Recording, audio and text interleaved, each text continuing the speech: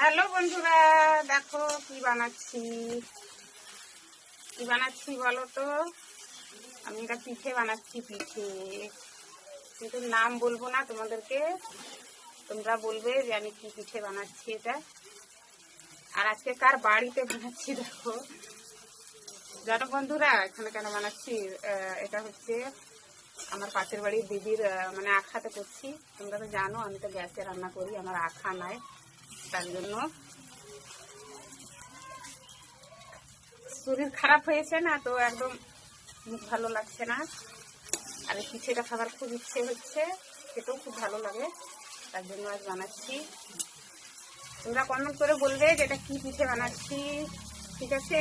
দেখো এই যে এটা এখন আরো ভাজা হবে, ভাজতে ভাজতে এটা একদম একটু হয়ে যাবে। আর তোমরা কেউ বানিয়ে খাও নাকি তো বলবে। একটা আখাতে করতে না ভালো লাগে, গ্যাসে হয় না ভালো, তার জন্য আমি দিদির বাড়ি এসেছি এটা বানাতে।